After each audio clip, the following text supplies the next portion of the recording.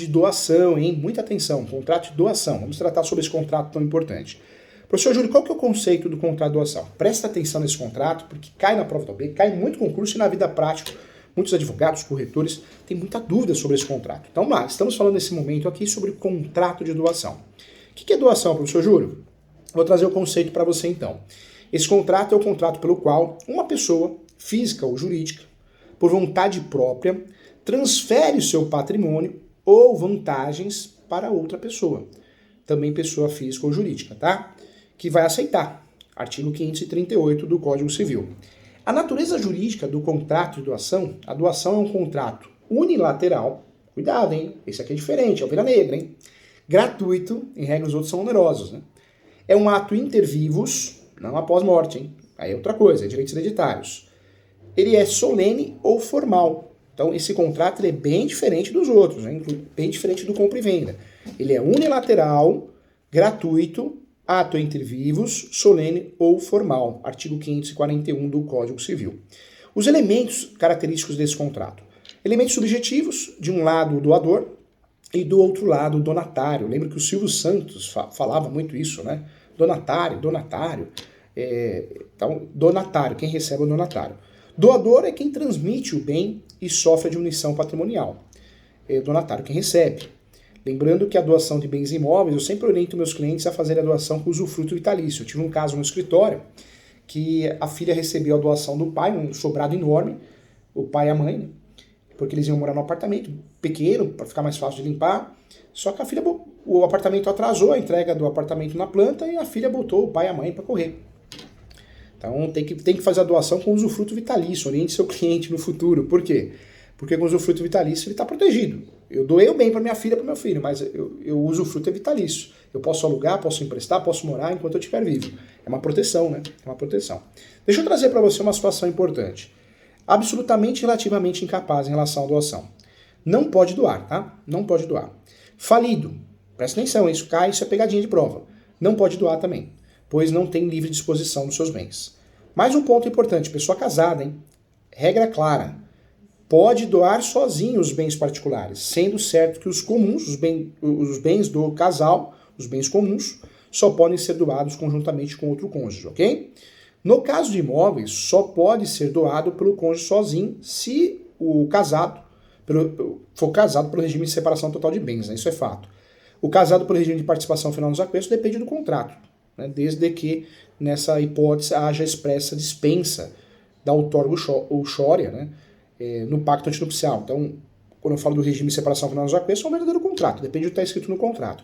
Observação importante, hein? A impossibilidade do suprimento judicial do consentimento, se houver a recusa, no caso pelo cônjuge, em dar outorga ou xória, que é a autorização na doação, o juiz poderá suprir a falta, pois a ausência estará o animus donante, né? Donante, é um termo em latim, que a OAB adora esses termos em latim. A liberalidade indispensável ao contrato, tá? Vamos lá, mais um ponto importante, doação por procuração, tema que sempre é cobrado em prova, na vida prática aparece muito. A doação por procuração é possível sim, tá? Desde que presente os instrumentos de mandado, ou seja, a procuração de todos os elementos necessários a ultimar a doação. Pode para doar, indicação de bens e também indicação do beneficiário, né, da doação. Outro ponto também, os ausentes sim. Ausentes estes elementos, quando eu falo de ausentes, não estou falando da pessoa ausente, esses elementos que nós falamos, né, o poder para doar, a indicação do bem, ausentes esses elementos, a doação não poderá ser realizada por procuração. Então, um ponto importante também, porque a doação não poderá ser realizada por procuração, e isso é uma proteção, né, ao doador, é uma proteção de fato ao doador. Em relação às pessoas jurídicas, tá? Podem doar sim e receber doação. Existe um boato, a pessoa jurídica não pode receber doação. Claro que pode. Boato bobo, né? Isso cai na prova também, em diversos concursos, não só na prova da OAB. Podem doar, as pessoas jurídicas podem doar e podem receber doação, sim, respeitando, claro, o disposto no seu respectivo ato constitutivo, estatuto, contrato social. Tá? Quando eu falo do donatário, eu quero trazer para você que o donatário é o beneficiário, né? E ele tem a liberdade do doador. O absolutamente e relativamente incapaz, caso, né, trate-se de doação pura e simples, a doação não dependerá de representação ou assistência. Então nós sabemos que abaixo dos 18 anos é incapaz. Abaixo dos 16, absolutamente incapaz. 16 aos 18, relativamente incapaz. O relativamente incapaz tem a figura da representação, o pai e a mãe têm que assinar por ele. Então aqui temos um ponto importante, porque o absolutamente e o relativamente incapaz, caso se trate de doação pura e simples, a doação não dependerá de representação ou assistência. Não precisa ser nem representado com menos de 16 anos e nem assistido com 16 aos 18. Olha que exceção boa para cair na prova da OAB, hein? Quem não estudou isso vai errar. Vai errar porque nós guardamos, né? Ah, o menor pode comprar um imóvel, pode vender, pode alugar, tem que ser representado ou assistido. Basta eu analisar a idade dele. No caso da doação simples e pura, não existe a necessidade da representação da assistência. Então guarde isso, é um ponto que cai e muita gente erra, hein? Pegadinha feia essa, hein? Então fica atento. Em relação ao nascituro, também a OAB adora perguntar isso. A doação feita ao nascituro, ela é válida sim, tá? Desde que é aceita pelos seus pais. Quem é o nascituro? Aquele que não nasceu ainda, né? Está no ventre materno da mãe. Ventre, não é vento, tá? Ventre materno da mãe. Tá? Então, porém, nessa hipótese, a doação será condicional, tem que nascer para receber, mas pode fazer a doação, tá? Uma doação condicionada ao nascimento com vida da criança. É a aquisição não só o nascimento com vida, mas a aquisição com personalidade. E você já sabe muito bem, adquirir personalidade é aquele que nasce com vida, ok? É um futuro, né? Um evento futuro incerto. Outra regra importante, tutores e curadores podem sim ser beneficiários de doações feitas por seus pupilos e curadores, ou curatelados, né? Que é o termo utilizado, desde que extinta a tutela ou a curatela. Tá? Então o curador pode receber uma doação, mas tem que ser extinta a tutela. Isso acontece na ação de interdição, né? Para evitar fraude também, desde que de fato ocorra a prestação de contas, inclusive. Tá bom? Então um ponto importante. O objetivo da doação. Podemos dizer sim que consiste no escopo, né, da doação, a doação de bens móveis ou imóveis, corpóreos ou incorpóreos, é o que vai entrar na doação. A distinção da natureza do bem importa para a forma que vai ser feita a doação. Nós falamos aqui os bens imóveis, acima de 30 salários mínimos, tem que fazer escritura pública, então é importante saber. O elemento objeto da doação, na verdade, é a transferência do bem ou a vantagem de um patrimônio para outro. A vantagem de ter uma natureza, né, patrimonial, bem como o dever de ainda haver o aumento do patrimônio do outro. Né? Eu tiro do meu patrimônio e aumento o seu patrimônio. Então, esse é fato. Então, importante aqui também. Em relação à classificação da doação formal, é um contrato formal, sim, na medida em que a lei determina que seja realizado por escritura pública ou particular, dependendo do negócio. Então, existe essa situação. Algumas situações eu posso fazer por escritura pública, ou melhor, devo fazer, e outras por instrumentos particulares. Tá? Então é importante também, artigo 541. Existe ainda o termo volutivo, isso é importante, doação volutiva. O que é doação e o que é esse termo volutivo? Então, volutivo você vai guardar o quê? É a vontade necessária para a celebração do contrato de doação, ok? São duas vontades, uma por parte do doador, outra por parte do donatário, ok? Isso é muito importante. O donatário tem que aceitar. A aceitação é o ato pelo qual ele aceita, manifesta o desejo de incorporar aquele bem ao seu patrimônio. O doador é a intenção de fazer por mera liberalidade, nunca coagido, de forma gratuita, tá? A doação pode ser expressa ou tácita? Sim, expressa é a aceitação em que o donatário formalmente indica a sua vontade por escrito. A tácita é a aceitação que resulta no comportamento. Você falou que me doou um carro, eu fico andando com o carro. Então eu aceitei. Né? Um exemplo. Pode ser presumida ainda, tá? Que é a aceitação pela lei. É a aceitação presumida pela lei. O decurso do prazo fixado para o doador. Isso é importante a gente falar também. Quando o doador fixa prazo ao donatário para declarar se aceita ou não por liberalidade, isso vai ocorrer quando? Desde que o donatário, ciente do prazo, não faça dentro dele a declaração, entende-se que aceitou. Tá? Então não aceitou. Se não respondeu no prazo, é que aceitou. Artigo 539 do Código Civil. Mais um ponto que eu quero falar para você é a doação feita em contemplação, né, de casamento ou casamento realizado. Esse tipo de doação ela é feita em contemplação de casamento futuro com certa e determinada pessoa. Se o casamento se realizar, a celebração gera a presunção de aceitação, não podendo mais ser arguida a falta. Tá? Artigo 546. Vamos lá. Forma do contrato de doação, hein? Pode ser escrito ou verbal, artigo 541. A doação na forma verbal só será aceita para bens móveis de pequeno valor econômico, artigo 541 retificando aqui, e a forma verbal revela 2 requisitos para que tenha eficácia, para sua validade: pequeno valor e transmissão imediata do bem, da propriedade. A doação causa mortes. Professor, pode? Existe? Causa mortes, gente, é testamento, tá? Testamento. Doação é em vida. Mortes causa, existe a doação chamada mortes causa, que é inadmissível a doação para depois da morte do doador. Então, utiliza-se o testamento e o termo é doação mortis causa. No Brasil, não tem, tá? É testamento. Doação mortis causa é por testamento. Alguns termos importantes aqui que podem ser objeto de confusão e objeto de cobrança, né, nas provas, nos exames. Doação inoficiosa é aquela que traduz a violação à legítima, aos herdeiros necessários. Então eu dou 100%, só que eu tenho filhos. 50% é reservado a eles. É uma doação inoficiosa, tá? É o termo utilizado. Trava-língua mesmo, é igual paralelepípedo, mas trava-língua. Doação inoficiosa. Outra doação que é conhecida e objeto de prova também é a doação universal. É aquela que compreende todo o patrimônio do doador sem reserva mínima da parte para sua manutenção. Isso aparece no artigo 548 do Código Civil.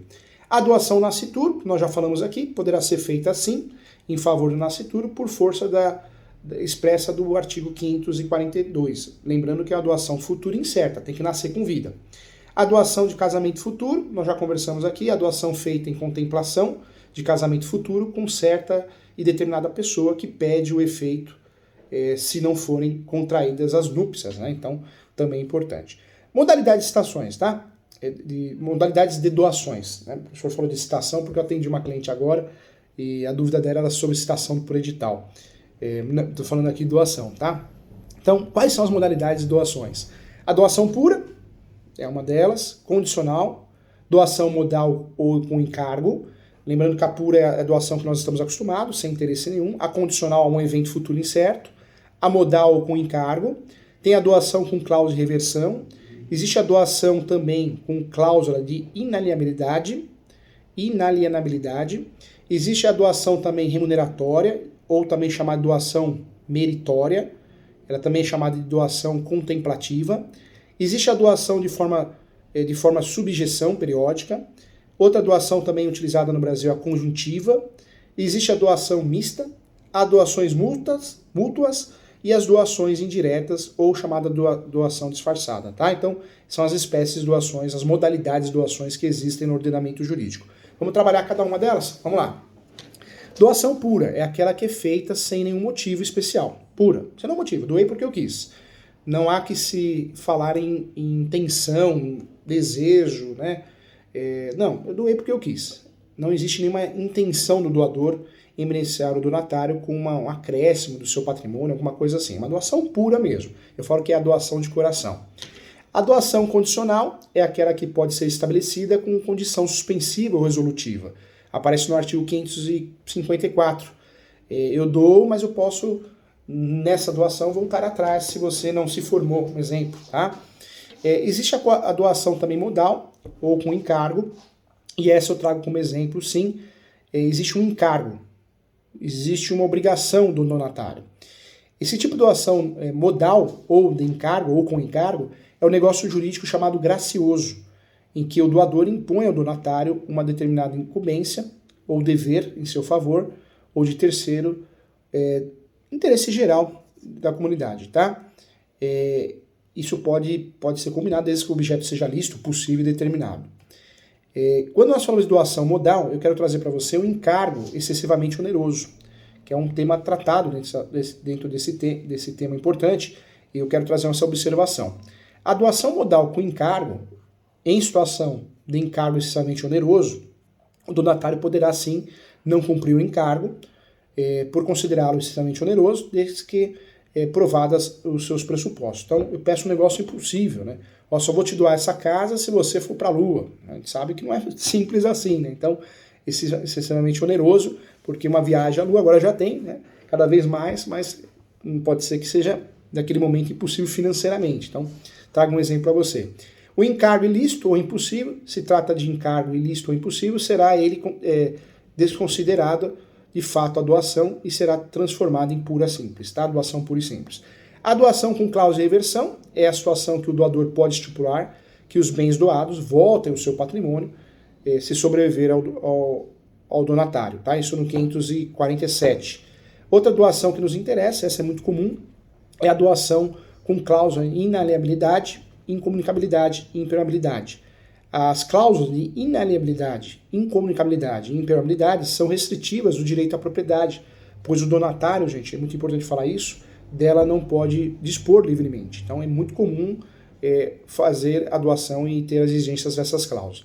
Existe a doação que nós falamos aqui remuneratória ou doação meritória, que é a doação que conjuga assim, liberalidade e remuneração pelos serviços prestados gratuitamente pelo donatário ao doador. Isso acontece muito também no Brasil. A doação meritória é feita e contempla pelo merecimento, tá?